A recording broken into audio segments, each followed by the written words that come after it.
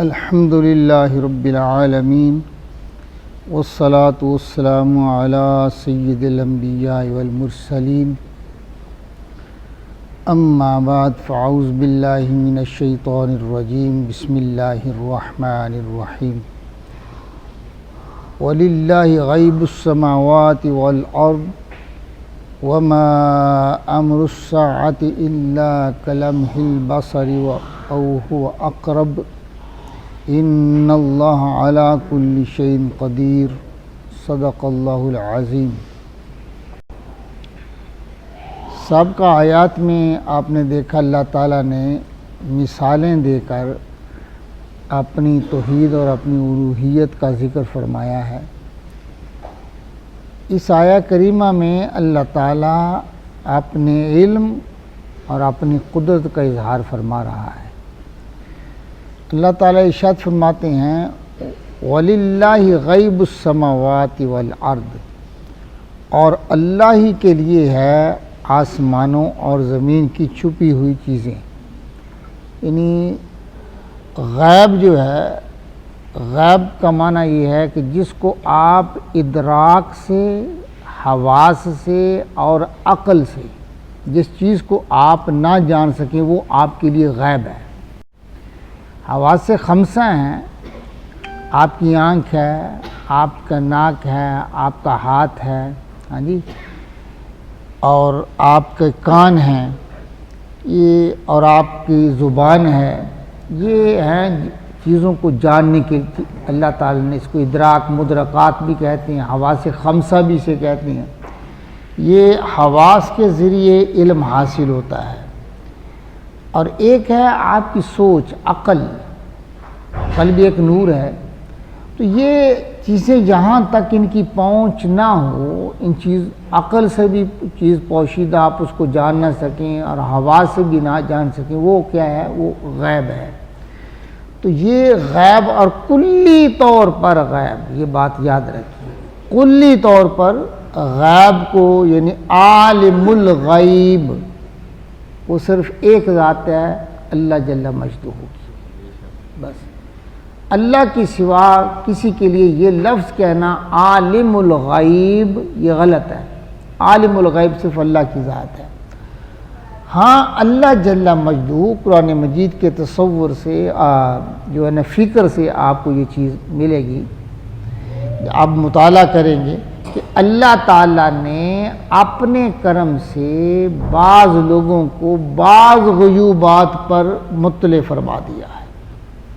اس کے حال کے مطابق جتنا اللہ چاہتا تھا اتنا علم عطا فرما دیا، اور اللہ کے سوا کسی کے لیے یہ کہنا کہ ہر طرح کا غیب جانتا ہے یہ صحیح نہیں ہے۔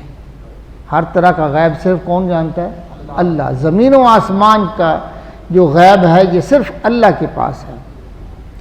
اس کی وضاحت کرتے ہوئے صاحب تفسیر مظہری علامہ ثناء اللہ پانی پتی رحمہ اللہ وہ فرماتے ہیں لا یعلم الغیب احد غیرہ تعالی الا بتعلیمہ، کہ اللہ کے سوا کوئی غیب نہیں جانتا مگر جسے اللہ تعلیم فرما دے۔ جس کے پاس کوئی غیب ہے وہ انبیاء ہیں، وہ اولیاء ہیں، وہ غیب اللہ تعالیٰ کا عطا کردہ ہے، اس کا ذاتی نہیں ہے۔ ذاتی غیب کا مالک کون ہے؟ اللہ ہے۔ اور یہ جو نسبت ہے نا غیب، اللہ کے لیے تو کچھ بھی غیب نہیں ہے۔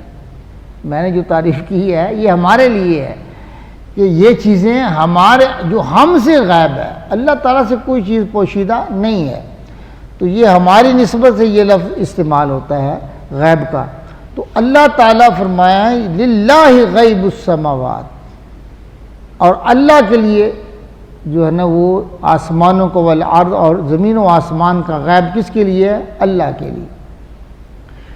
اور اس کے بعد علامہ ابن کثیر رحمۃ اللہ علیہ وہ بھی لکھتے ہیں اس کے بارے میں کہ وَاخْتِصَاصُ بِعِلْمِ الْغَيْبِ فَلَا اطلاع لِأَحَدٍ عَلَى ذَلِكَ إِلَّا أَن يَطَّلِعَ تَعَالَى عَلَى مَن يَشَاءُ وہ فرماتے ہیں علم غیب اللہ تعالیٰ کے ساتھ مختص ہے، علم غیب اللہ کے ساتھ مختص ہے، کوئی بھی اس پر آگاہ نہیں ہو سکتا بجز اس کے کہ اللہ تعالیٰ خود آگاہ فرما دے جتنا وہ چاہتا ہے، جتنا وہ چاہتا ہے وہ اللہ تعالیٰ، یعنی کسی کے پاس وہ مطلع ہے، اللہ نے اس پہ کو اطلاع فرما دی ہے غیب پر۔ آج خود اس میں بتائیں کوئی اختلاف والی بات ہے؟ کیوں جی، اس میں کوئی اختلاف والی بات نظر آتی ہے آپ کو؟ یہ اس میں بھی اختلاف کیا جاتا ہے جی، فلاں کو غیب نہیں ہے، فلاں کو غیب نہیں ہے، فلاں کو غیب ہے۔ قرآن مجید میں واضح طور پر یہ باتیں آ گئی ہیں کہ اللہ تعالیٰ جسے چاہتا ہے غیب عطا فرماتا ہے، اور ایک جگہ اللہ تعالیٰ نے فرمایا وَهُوَ عَلَى الْغَيْبِ بِضَنِينَ، اللہ تعالیٰ غیب بتانے میں بخیل نہیں ہے، اللہ تعالیٰ غیب بتانے میں بخیل نہیں ہے۔ اب مجھے یہ بتائیں کہ جب یہ بات آ گئی کہ اللہ تعالیٰ بتانے میں، یہ ہوا کی ضمیر کے بارے میں تین مرجع ہو سکتے ہیں مفسرین کا، چوتھا کوئی نہیں ہے۔ وہ کہتے ہیں یا تو اس سے مراد ہے کہ اللہ تعالیٰ بتانے میں بخیل نہیں ہے، تو اس کا معنی ہے کہ اللہ پھر کسی کو بتاتا ہے نا، کیوں جی، کسی کے لیے بتاتا ہے نا۔ یا پھر دوسری یہ ہے کہ جبرائیل علیہ السلام جو اللہ کی بارگاہ سے غیب لے کے آتے ہیں، وہ کہتے ہیں یا تو اس سے مراد یہ ہے، تو مطلب اگر جبریل ہے تو جبریل کس کے پاس آتا ہے؟ انبیاء کے پاس، وہ تو کسی اور کو تو نہیں دیتا، ہمیں تو نہیں دیتا نا، تو وہ غیب کسے دے گا؟ نبی کو۔ یا اس سے مراد حضور علیہ السلام کی ذات ہے۔ یہ تینوں ہیں، کہتے کوئی بھی اس کا مرجع کر لیں، اس ہوا سے مراد کو تینوں میں سے کوئی بھی لیں تو ثابت ہو جاتا ہے کہ اللہ تعالیٰ اگر یہ ہے تو اللہ تعالیٰ کسی کو غیب ضرور عطا فرماتا ہے، اور وہ کسے سب سے زیادہ اللہ تعالیٰ اپنے انبیاء کو علم غیب عطا فرماتا ہے۔ تو اللہ تعالیٰ ارشاد فرماتے ہیں کہ وَلِلَّهِ غَيْبُ السَّمَاوَاتِ وَالْأَرْضِ، زمین و آسمان کا غیب کس کے پاس ہے؟ اللہ کے پاس ہے۔ وَمَا أَمْرُ السَّاعَةِ إِلَّا كَلَمْحِ الْبَصَرِ، اور یہاں اپنی قدرت کا اظہار فرما رہا ہے اس جگہ، اور اللہ قیامت کا معاملہ نہیں ہے مگر جیسے ایک پلک کا مارنا، اور ہوا اقرب، اللہ اتنی قدرتوں والا ہے کہ یہ سارا نظام قدرت جو ہے قیامت جب برپا ہوگی تو جس طرح آنکھ جھپکتے ہیں آپ، یہ اللہ نے سمجھانے کے لیے، ایک آنکھ جھپکنے میں کتنا ٹائم لگتا ہے، فرمایا اللہ کو اتنی قدرت حاصل ہے کہ یہ آنکھ جو جھپکنے میں دیر ہوتے ہو اقرب، اس سے بھی زیادہ تیزی سے قیامت آ جائے گی، قیامت کو برپا کر دے گا۔ اور یہ کس کی شان ہے؟ اللہ کی، یہ اللہ تعالیٰ کی قدرت ہے۔ یہاں اللہ تعالیٰ اپنی قدرت کا اظہار فرما رہا ہے۔ وَاللَّهُ أَخْرَجَكُم مِّن بُطُونِ أُمَّهَاتِكُمْ لَا تَعْلَمُونَ شَيْئًا، اور اللہ تعالیٰ ہے جس نے تمہیں تمہاری ماؤں کے پیٹوں سے پیدا کیا اس حال میں کہ تم کچھ بھی نہیں جانتے تھے۔ تمہارے پاس کیا تھا جب آپ پیٹ سے باہر آئے ہیں؟ تو کس چیز کا علم تھا آپ کے پاس؟ آپ اپنی ماں کو نہیں پہچانتے تھے، اپنے باپ کو نہیں پہچان سکتے تھے، کوئی علم نہیں تھا۔ وَجَعَلَكُمُ السَّمْعَ وَالْأَبْصَارَ، اور اس نے تمہارے لیے کان اور آنکھ، والعفو، اور دل پیدا کیے، تمہیں دل بنا دیے تمہارے اندر۔ لعلکم تشکرون، یہ نعمتیں کیوں دی ہیں؟ تاکہ تم اللہ کا شکر ادا کرو۔ جب نعمتیں دی ہیں تو نعمتوں پر شکر کرنا واجب ہوتا ہے۔ تو یہ اللہ نے نعمتیں تمہیں دی ہیں کہ تم کچھ بھی نہیں تھے، تمہیں کچھ بنا دیا، تم کچھ بھی نہیں تھے، تمہیں کچھ بنا دیا۔ پھر جب تمہیں ماں کے پیٹ سے نکالا تمہارے پاس کوئی علم نہیں تھا، پھر اللہ تمہیں علم سے، یعنی آنکھ بھی تمہیں علم دے رہی ہے، کان بھی تمہیں علم دے رہا ہے، دل بھی تمہیں علم دے رہا ہے، یہ سارے علم کے سرچشمے اللہ نے تیرے اندر رکھ دیے، اور پھر بھی تو شکر نہیں کرتا۔ یہ اس لیے رکھیں گے تاکہ تم اللہ کا ہر نعمت پہ شکر ادا کرو۔ الم یروا الی الطیر مسخرات فی جو السماء وَمَا يُمْسِكُهُنَّ إِلَّا اللَّهُ إِنَّ فِي ذَلِكَ لَآيَةٍ لِقَوْمٍ يُؤْمِنُونَ۔ اور اللہ فرماتا ہے کیا تم نہیں دیکھ رہے؟ اب یہ دیکھنا یہ نہیں کیسے دیکھا ہے، نہیں، یہ دیکھنا قرآن جب کہتا ہے نا کیا تم نہیں دیکھ رہے، کیا ہمارا تدبر نہیں کرتے، غور و فکر نہیں کرتے؟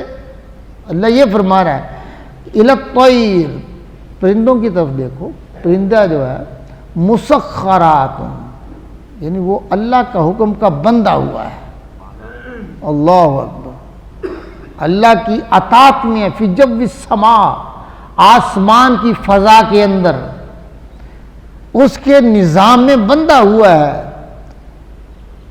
فرمایا ما یمسکہن الا اللہ، آپ کوئی چیز اس طرح اوپر پھینکتے ہیں کدھر آتی ہے؟ یہ کیا ہے؟ کشش ثقل اسے کہتے ہیں، یہ زمین اس کو کھینچ لیتی ہے، یہ پرندہ کیوں نہیں کھینچتی؟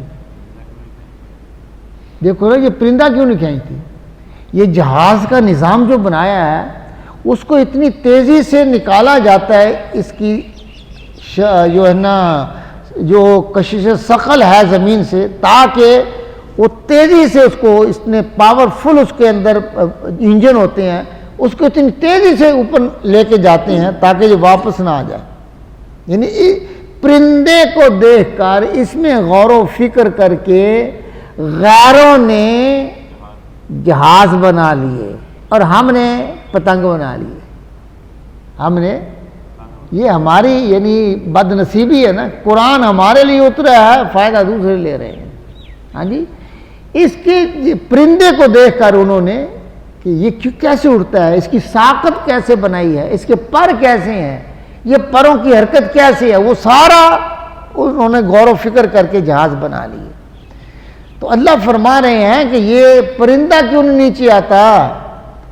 یہ میں نے ایسا نظام اس کے اندر رکھ دیا ہے، پرندے کے اندر اس کی ساخت کو ایسے بنایا ہے، اس کو تخلیق ایسے کیا ہے تاکہ یہ فضا میں اڑتا رہے اور گھنٹوں اڑتا رہتا ہے، سارا دن بھی اڑتا رہے۔ ہاں جی، وہ نیچے نہیں آتا ہے جب تک وہ نہ چاہے۔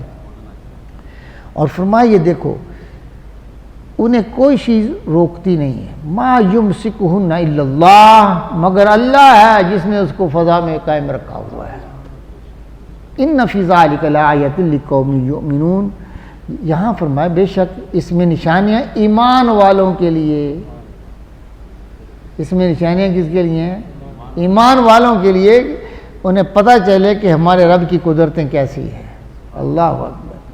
واللہ جعل لکم من بیوتکم سکنا وجعل لکم من جلود الانعام بیوتا تستخفونها یوم ظعنکم ویوم اقامتکم ومن اصوافها وأوبارها وأشعارها أثاثا ومتاعا إلى حين۔ اب یہاں اللہ تعالیٰ ارشاد فرماتا کہ دیکھو، اور اللہ ہے جس نے تمہارے لیے گھروں کو سکون بنایا۔ اللہ نے تمہیں گھر بنا کے دیے سکون کے لیے۔ ہاں جی، کوئی کہے گا جی میں نے خود بنا لیا ہے، تو یا کوئی صدیاں پیچھے چلے جانا، وہ ایسے گھر کیوں نہیں بنا لیتے تھے؟ دیکھو نا، ایسا بھی تھا نا۔ اللہ فرماتا ہے کہ پھر دیکھیے وَجَعَلَكُم مِّن جُلُودِ الْأَنْعَامِ، اور تمہارے لیے چپائیوں کے لیے خالوں میں کے بھی گھر بنائے، بیوتن، اس کے بھی گھر ہیں۔ یہ خیمے جو تھے نا پہلے اس زمانے کے اندر جب قرآن کا نزول ہو رہا ہے، لوگ خیمے لگاتے تھے کس کے؟ یہ کھال کے بنے ہوئے۔ تو کھال میں سے پانی گزرتا ہے نہیں نا گزرتا، تو وہ اس طرح تھے کہ بارش بھی ہو رہی ہے لیکن اندر سکون ہے۔ ہاں جی، پھر کھال کا جو خیمہ اس کے اندر سردی بھی نہیں جاتی، سردی بھی داخل نہیں ہوتی۔ یعنی اللہ فرمانے کہ دیکھو یہ اللہ تعالیٰ نے جانوروں کو پیدا کیا، پھر ان کی کھالوں کو پیدا کیا، اور اے انسان پھر وہ ان کھالوں کو تم استعمال کر رہے ہو۔ معنی کیا ہے کہ یہ جانور بھی میں نے تیرے لیے پیدا کیے ہیں، یہ جانور بھی تیری خدمت کے لیے پیدا کیے ہیں۔ تستخفونہا یوم ظعنکم، اور پھر تم ہلکے پڑے، خفت، ہلکے جو ہے نا وہ ہوتے تمہارے سفر میں، زان کہتے ہیں سفر کو، تمہارے سفر میں جو ہے ہلکا مال باندھا اوپر اونٹ کے، ہاں جی، یا سواری کے اوپر، اور اپنا گھر، یہ گھر ہے نا، خیمہ، گھر کو باندھا ہے، تمہارے لیے کتنی آسانی ہے، اور سفر کرنا شروع کر دی ہے۔ جب یہاں پڑاؤ کرنا اتارا، اپنا گھر بنا لیا، ہاں جی۔ وَيَوْمَ إِقَامَتِكُمْ، اور منزلوں پر ٹھہرنے کے لیے بھی، وَمِنْ أَصْفَافِهَا، اور ان کی جو اون ہے، یہ جانوروں کی اون جو ہے، وہ اوبارہا، اور یہ اونٹ کے بال جو ہیں، وہ اشعارہا، اور ان کے بال اساساً، اللہ فرماتا ہے کہ یہ خان کی ضروریات، یہ زندگی، یہ گھریلو زندگی کے لیے تمہارے لیے لباس پہنتے ہیں، آپ پہنتے، کہاں کس سے بنتا ہے؟ ہاں جی، یہ جانوروں کی اون سے اس وقت لباس پہنتے تھے، یہ لباس ہے، اس کے بال بھی کام آ رہے ہیں، یہ ساری چیزیں تیرے لیے انسان پیدا کی ہیں کہ تو ان کو استعمال کر رہا ہے۔ تو اللہ تعالیٰ فرماتا ہے یہ سارے لباس کس کے دیے ہوئے ہیں؟ تیرے لیے پہنتا ہے، وہ متاع الہی، ایک مقرر مدت ہے، وہاں تک تو اس کو استعمال کرتا ہے، یہ نہیں اپنی موت تک استعمال کرتا رہا، تو موت آ جائے پھر بھی ننگا نہیں بھیجتا، پھر بھی لباس پہن آ کے بھیجتا ہے۔ وَاللَّهُ جَعَلَكُم مِّمَّا خَلَقَ ظِلَالًا وَجَعَلَكُم مِّنَ الْجِبَالِ أَكْنَافًا، فرمایا دیکھو اللہ تعالیٰ نے تمہارے لیے سایوں کو پیدا کیا ہے، گرمی ہو شدید قسم کی، بندہ سایہ ڈھونڈتا ہے، ہاں جی، سایہ ڈھونڈتا ہے کہ مجھے سکون مل جائے۔ یہ آپ تھوڑا سا اس وقت چلے جائیں جب لوگ پیدل سفر کرتے تھے، اور پھر وہ صحرا کے لوگ ہیں کہ جہاں گرمی بڑی تیز ہوتی تھی، دور سے دیکھتے کوئی سایہ تو نظر آئے تاکہ وہاں جا کے ہم تھوڑا سستا جائے، کچھ تھوڑا سکون حاصل کریں۔ اللہ فرماتا دیکھیے تمہارے لیے سائے بنائے ہیں تمہارے سکون کی خاطر، اللہ اکبر، ہاں جی، دیواروں کے سائے ہیں، درختوں کے سائے ہیں۔ وَجَعَلَكُم مِّنَ الْجِبَالِ أَكْنَافًا، اور پہاڑوں کے اندر غار بھی بنائے ہیں کہ تم پہاڑوں پر اچانک بارش آ جائے یا کوئی تودہ گرنا شروع ہو گیا ہے، سلائڈنگ شروع ہو گئی ہے، تو کہاں جاؤ گے؟ باقی غار کے اندر داخل ہو جاؤ، ہاں جی، تمہاری بچت کے لیے جو ہے نا وہ کیا ہے، غاریں بنائی ہیں۔ وَجَعَلَكُم سَرَابِيلَ تَقِيكُمُ الْحَرَّ، تمہارے لیے لباس بنائے ہیں تاکہ تم گرمی سے بچ جاؤ، یعنی گرمی سے بچنے والے الگ لباس ہیں۔ وَسَرَابِيلَ تَقِيكُمْ بَأْسَكُمْ، اور جو ہے نا سردی سے بچنے کے لیے الگ لباس ہیں تمہارے لیے۔ اب بتائیں آپ سردیوں والے گرمی میں پہن سکتے ہیں، گرمیوں والے سردی میں پہن سکتے ہیں؟ تو یہ اللہ کا کرم نہیں ہے تو اور کیا ہے؟ ہاں جی، اللہ اکبر۔ کذالک، اسی طرح، یتم نعمتہ علیکم، اس طرح اللہ تعالیٰ اپنی نعمتیں تم پر پوری فرماتا ہے۔ کیا معنی ہے؟ جتنی تمہیں ضرورت ہوتی ہے اللہ تعالیٰ عطا فرما دیتا ہے، جس نعمت کی ضرورت ہوتی ہے وہی عطا فرماتا ہے۔ لعلکم تسلمون، یہ اس لیے میں نے نعمتیں دی ہیں کہ تم میرے سامنے اکڑ نہ بلکہ میری بارگاہ میں جھک جا، سر تسلیم خم کر دے۔ فَإِن تَوَلُّوا فَإِنَّمَا عَلَيْكَ الْبَلَاغُ الْمُبِينُ، محبوب فکر نہیں کرنا، اگر یہ منہ پھیر لیتے ہیں تو کوئی نہیں، تیرا کام یہ ہے میرے پیغام کو ان تک پہنچا دینا، میری وحی کو پہنچا دینا، یہ تیرا کام ہے بس۔ یعرفون نعمت اللہ، وہ جانتے ہیں اللہ کی نعمتوں کو، پہچانتے ہیں، یہ پتہ ہے انہیں کہ یہ ساری چیزیں کوئی پیدا کرنے والا نہیں ہے، اللہ کی سوا کوئی پیدا نہیں کرتا۔ یہ ماحول، یہ جو ہے موسم، ہاں جی، یہ جانوروں کو پیدا کرنا، ان کے اوپر اون کو پیدا کرنا، ہاں جی، یہ ساری چیزیں یہ پہچانتے ہیں یہ اللہ کی نعمتیں ہیں۔ ثم ینکرونہا، پھر وہ اس کے منکر ہوتے ہیں، انکار کرتے ہیں۔ وَأَكْثَرُهُمُ الْكَافِرُونَ، اور ان میں سے جو انکار کرنے والے اکثر کافر ہیں، اکثر کافر ہے۔ مومن کی شان نہیں ہے، مومن تو جس نعمت کو بھی ہاتھ ڈالتا ہے پہلے اللہ کا شکر ادا کرتا ہے، اس کے پاس جو بھی نعمت آتی ہے اسے پتہ یہ نعمتیں دینے والے کوئی ذات نہیں ہے سوائے اللہ کے، اور نعمتوں سے لطف اندوز ہونا، اس کا شکر کرتے رہنا، یہ نعمتوں کو بڑھاتا ہے، اس میں برکتیں آتی ہیں۔ اللہ سے دعا ہے اللہ تعالی ہم سب کو اپنا شکر ادا کرنے کی توفیق عطا فرمائے۔ وآخر دعوانا ان الحمد للہ رب العالمین۔